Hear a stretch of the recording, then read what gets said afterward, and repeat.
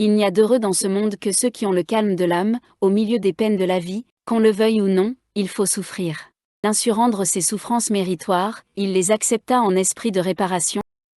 Il y a deux manières de souffrir, souffrir en aimant et souffrir sans aimer. Les saints souffraient tout avec patience, joie et persévérance, parce qu'ils aimaient. Nous souffrons, nous, avec colère, dépit et lassitude, parce que nous n'aimons pas. Si nous aimions Dieu, nous aimerions les croix, nous les désirerions, nous nous plairions en elles. Nous serions heureux de pouvoir souffrir pour l'amour de celui qui a bien voulu souffrir pour nous. De quoi nous plaignons-nous? Pas le bonheur de connaître Dieu et ses amabilités infinies, ont les mêmes croix que nous, mais ils n'ont pas les mêmes consolations. Vous dites que c'est dur? Non, c'est doux, c'est consolant, c'est suave, c'est le bonheur. Seulement, il faut aimer en souffrant, il faut souffrir en aimant. Dans le chemin de la croix, voyez, mes enfants, il n'y a que le premier pas qui coûte. C'est la crainte des croix qui est notre plus grande croix. On n'a pas le courage de porter sa croix, on a bien tort, car, quoi que nous fassions, la croix nous tient, nous ne pouvons lui échapper. Que avons-nous donc à perdre? Pourquoi ne pas aimer nos croix et ne pas nous en servir pour aller au ciel? Mais, au contraire, la plupart des hommes tournent le dos aux croix et fuient devant elles. Plus ils courent, plus la croix les poursuit, plus elle les frappe et les écrase de fardeaux. Si vous voulez être sage, marchez à sa rencontre comme saint André, qui disait, en voyant la croix se dresser pour lui dans les airs, « Salut, ô bonne croix! Ô croix admirable! Ô croix désirable! Reçois-moi dans tes bras, retire-moi d'entre les hommes, et rends-moi à mon maître qui m'a racheté par toi. » Écoutez bien ça, mes enfants, celui qui va au-devant de la croix, marche à l'opposé des croix, il les rencontre peut-être, mais il est content de les rencontrer, il les aime, il les porte avec courage. Elles l'unissent à notre Seigneur, elles le purifient, elles le détachent de ce monde, elles emportent de son cœur tous les obstacles, elles lui aident à traverser la vie, comme un pont aide à passer l'eau. C'était bien le vinaigre, mais lui l'emportait. Nous ne comprenons pas cela, parce que nous sommes trop terrestres. Des enfants en qui le Saint-Esprit réside nous font honte. Si le bon Dieu nous envoie des croix, nous nous rebutons, nous nous plaignons, nous murmurons, nous sommes si ennemis de tout ce qui nous contrarie, que nous voudrions toujours être dans une boîte de colons, c'est dans une boîte d'épines qu'il faudrait nous mettre. C'est par la croix que l'on va au ciel. Les maladies, les tentations, les peines, sont autant de croix qui nous conduisent au ciel. Tout cela sera bientôt passé. Voyez les saints qui sont arrivés avant nous. Le bon Dieu ne demande pas de nous le martyre du corps, il nous demande seulement le martyre du cœur et de la volonté. Notre Seigneur est notre modèle, prenons notre croix et suivons-le. Faisons comme les soldats de Napoléon. Il fallait traverser un pont sur lequel on tirait à mitraille, personne n'osait passer. Napoléon prit le drapeau, marcha le premier, et tous suivirent. Faisons de même, suivons notre Seigneur, qui a marché le premier. Un militaire me racontait un jour que, dans une bataille, il avait marché pendant une demi-heure sur des cadavres, il n'y avait presque pas où mettre les pieds, la terre était toute teinte de sang. C'est ainsi que dans le chemin de la vie il faut marcher sur les croix et les peines pour arriver à la patrie.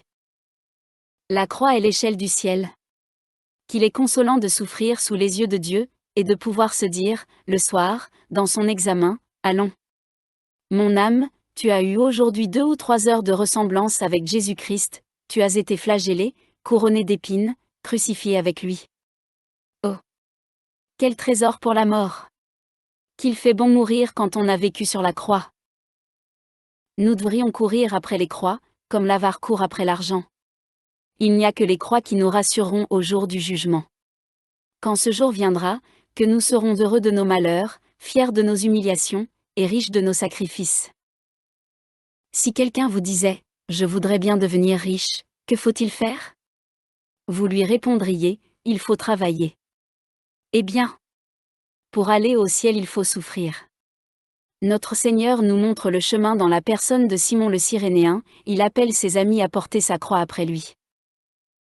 Le bon Dieu veut que nous ne perdions jamais de vue la croix, aussi la place-t-on partout, le long des chemins, sur les hauteurs, dans les places publiques, afin qu'à cette vue nous puissions dire, voilà comment Dieu nous a aimés. La croix embrasse le monde, elle est plantée aux quatre coins de l'univers, il y en a un morceau pour tous. Les croix sont sur la route du ciel comme un beau pont de pierre sur une rivière pour la traverser. Les chrétiens qui ne souffrent pas passent cette rivière sur un pont fragile, un pont de fil de fer, toujours prêt à se rompre sous leurs pieds. Celui qui n'aime pas la croix pourra peut-être bien se sauver, mais à grand-peine, ce sera une petite étoile dans le firmament.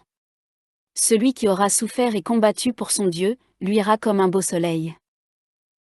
Les croix transformées dans les flammes de l'amour, sont comme un fagot d'épines que l'on jette au feu et que le feu réduit en cendres. Les épines sont dures, mais les cendres sont douces. Mettez un beau raisin sous le pressoir, il en sortira un jus délicieux. Notre âme, sous le pressoir de la croix, produit un jus qui la nourrit et la fortifie. Lorsque nous n'avons pas de croix, nous sommes arides, si nous les portons avec résignation, nous sentons une douceur, un bonheur, une suavité. C'est le commencement du ciel. Le bon Dieu, la Sainte Vierge, les anges et les saints nous environnent, ils sont à nos côtés et nous voient. Le passage du bon chrétien éprouvé par l'affliction à l'autre vie est comme celui d'une personne que l'on transporte sur un lit de roses. Les épines suent le baume et la croix transpire la douceur. Mais il faut presser les épines dans ses mains, et serrer la croix sur son cœur pour qu'elle distille le suc qu'elles contiennent. Les contradictions nous mettent au pied de la croix, et la croix à la porte du ciel. Pour y arriver, il faut qu'on nous marche dessus, que nous soyons vilipendés, méprisés, broyés. Il n'y a d'heureux dans ce monde que ceux qui ont le calme de l'âme, au milieu des peines de la vie, ils goûtent la joie des enfants de Dieu. Toutes les peines sont douces quand on souffre en union avec notre Seigneur. Souffrir. Qu'importe. Ce n'est qu'un moment. Si nous pouvions aller passer 8 jours dans le ciel, nous comprendrions le prix de ce moment de souffrance. Nous ne trouverions pas de croix assez lourde, pas d'épreuve assez amère. La croix est le don que Dieu fait à ses amis. Que c'est beau de s'offrir tous les matins en sacrifice au bon Dieu, et de tout accepter en expiation de ses péchés. Il faut demander l'amour des croix, alors elles deviendront douces. J'en ai fait l'expérience pendant 4 ou 5 ans. J'ai été bien calomnié, bien contredit, bien bousculé. Oh! J'avais des croix, j'en avais presque plus que je n'en pouvais porter. Je me mis à demander l'amour des croix, alors je fus heureux. Je me dis, vraiment, il n'y a de bonheur que là. Il ne faut jamais regarder d'où viennent les croix, elles viennent de Dieu. C'est toujours Dieu qui nous donne ce moyen de lui prouver notre amour.